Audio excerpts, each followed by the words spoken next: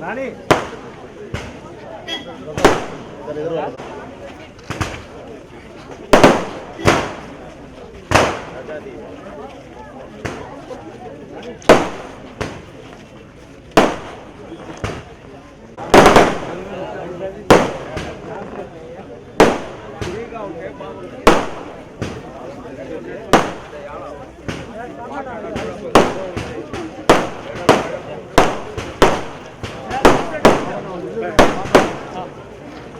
Pamphlet कहाँ है?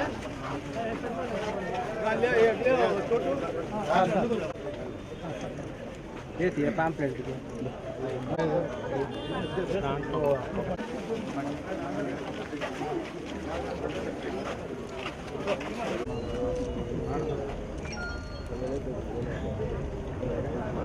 Madam madam गाరు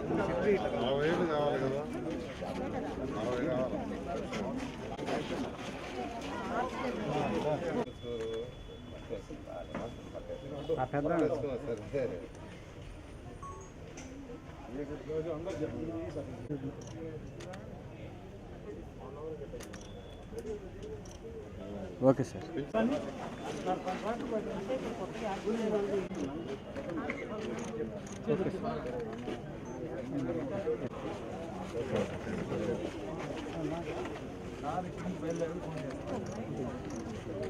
నమస్కారాలండి.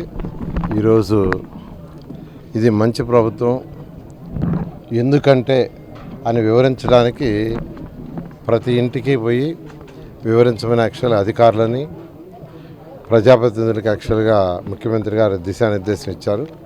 20వ తేదీ నుంచి 26వ తేదీ దాకా నేను కూడా నెల్లూరులో యాక్చువల్గా నిన్నటి నుంచి యాక్చువల్గా తిరుగుతున్నాను.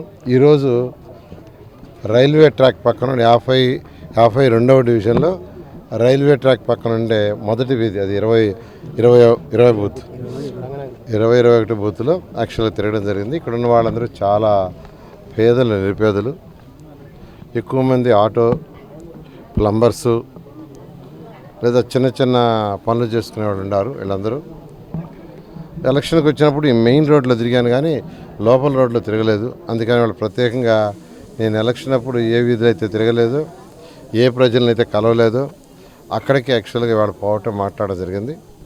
వాళ్ళకున్న సమస్యలు చాలా చిన్న సమస్యలు. మొదటిది సిల్ట్ యాక్చువల్గా రెగ్యులర్గా తీయించమన్నారు. కమిషనర్ గారు పక్కనే ఉంటారు, ఇన్స్ట్రక్షన్ ఇచ్చాను.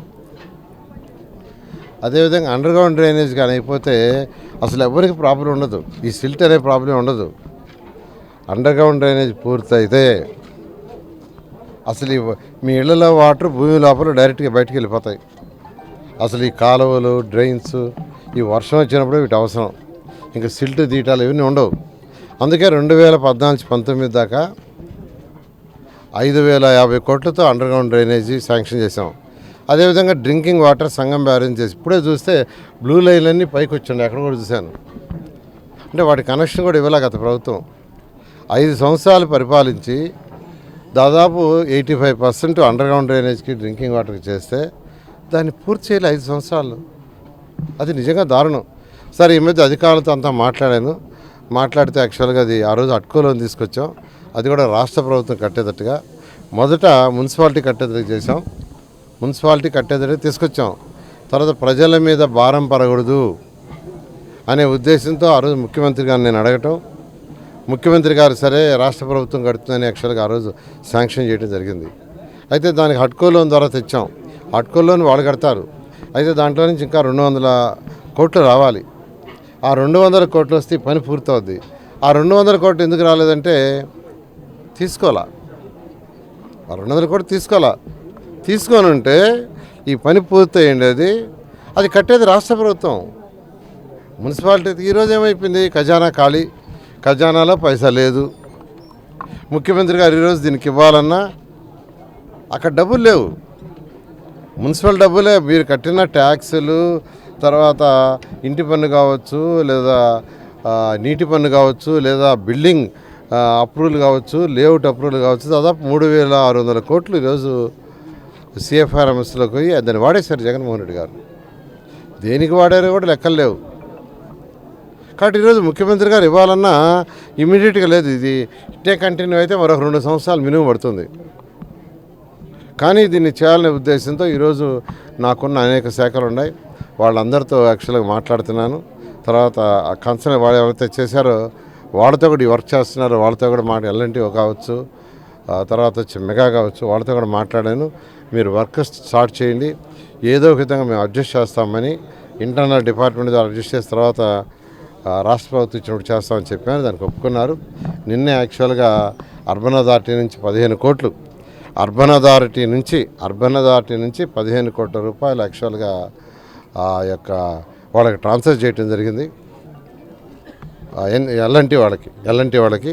అదేవిధంగా డ్రింకింగ్ వాటర్ సంబంధించి కూడా మరొక 3 కోట్లు వాళ్ళకి ట్రాన్స్ఫర్ చేయమన్నాను. అది ముఖ్యమంత్రి గారు కూడా చెప్పాను.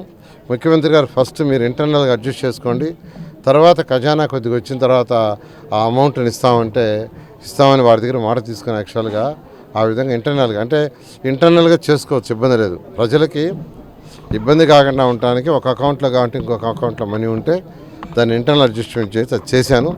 ఈ విధంగా ఈరోజు ఖజానా ఖాళీ, డబ్బులు లేవు. మీరు కట్టిన ట్యాక్స్లే 3,600 రూపాయలు ఆయన ఖర్చు పెట్టేశాడు, డైవర్ట్ చేశాడు. కేంద్ర ప్రభుత్వం 474 కోట్లు యాక్చువల్గా 15th ఫైనాన్స్కి ఇచ్చి మున్సిపాలిటీకి ఇవ్వమంటే అది కూడా ఖర్చు పెట్టాడు. అయితే మన ముఖ్యమంత్రి గారిని అడిగితే ఆ 474 కోట్లు మున్సిపాలిటీస్కి ఇచ్చారు. ఇక్కడ పద్ధతి ఏంటంటే కేంద్ర ప్రభుత్వం మున్సిపాలిటీస్కి ఇచ్చింది, ఫస్ట్ రాష్ట్ర ప్రభుత్వకి ఇస్తుంది, దాన్ని మున్సిపాలిటీకి డైవర్ట్ చేసి రెండో ఇన్స్టాల్మెంట్ ఇస్తారు.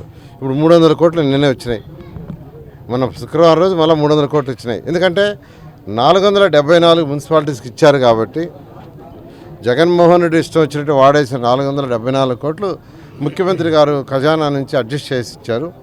దాంతో కేంద్రం వల్ల 300 కోట్లు మన శుక్రవారం ఇచ్చింది. ఈ 475 ప్లస్ 300 కోట్లు కలిసి అందులో 75% కానీ ఖర్చు పెడితే ఇమీడియట్గా కేంద్రం 500 ఇస్తుంది. ఈవెన్ 15th ఫైనాన్స్ మన హక్కు, రాజ్యాంగంగా వచ్చినాక అవన్నీ కేంద్ర ప్రభుత్వం ఇవ్వాలా. అయితే కండిషన్స్ ప్రకారం ఉంటుంది. 75% కూడా మరొక 20 రోజుల్లో, అంటే అక్టోబర్ 20వ తేదీకి ఆ ప్రాంతానికి ఖర్చు పెట్టేసేసి అక్టోబర్ నెలాఖరాక మళ్ళీ 500 కోట్లు కూడా తీసుకొస్తాను. ఈ విధంగా స్థానిక సంస్థలు, మున్సిపాలిటీస్, అదేవిధంగా పంచాయతీ మంత్రి గారు కూడా చేస్తున్నారు. కేంద్ర ప్రభుత్వం ఇచ్చినవి కూడా వాడలేని దరిద్ర ప్రభుత్వం వైఎస్ఆర్సీపీ. దానికి నిజంగా 15th ఫైనాన్స్కి మ్యాచింగ్ ఉండవు. మ్యాచింగ్ ఏముంటాయంటే అమృత కట్టుకుంటుంది మనం చేసుకోవటానికి, మన దగ్గర ఇంటర్నలే. అలాంటి ప్రభుత్వం అది. అయితే ఖజానా ఖాళీ ఏమీ లేకపోయినా ముఖ్యమంత్రి గారు ఎలక్షన్స్కి ముందు ఏదైతే ప్రామిస్ చేశారో ఆ ప్రామిస్ నిలబెట్టుకోవడానికి యువతకు ఉద్యోగాలు ఇవ్వాలా, ఇలాంటి వాళ్ళ అన్రెస్ట్ వస్తుంది, వాళ్ళ అడ్డదారులు పెడతారు, అంతే కదా. వాళ్ళకి ఉద్యోగాలు లేవనుకో ఇంకేమవుతారు, దొంగతనాలు, నెక్సలిజం వస్తాయి. అందుకని ఫస్ట్ ఈ రాష్ట్రంలో ఉద్యోగాలు ఇవ్వాలని 16,437 పోస్టులతో మెగా డిఎస్పీని అనౌన్స్ చేశారు. అది త్వరలో ఎగ్జామ్ కండక్ట్ చేస్తారు. అదేవిధంగా పింఛన్లు 3,000 ఇస్తున్నది 4,000 పెంచారు. పెంచడమే కాదు, 3 నెలలు అరియర్స్ కూడా ఇచ్చారు 7,000. అదే జగన్మోహన్ రెడ్డి సంవత్సరానికి 250 పెంచారు. కానీ చంద్రబాబు నాయుడు అటు కాదు, మొదట 200ని ఏకదమ్మని యాక్చువల్గా 1000 చేశారు, 1000ని 2,000 చేశారు. 2,000ని 3,000 చేస్తానంటే జగన్మోహన్ రెడ్డి ఏదో మాటలు చెప్పి చేయలేదు ఒకసారి. కానీ చంద్రబాబు నాయుడు 3,000ని 4,000 ఒకేసారి చేశారు. వికలాంగులకి 3,000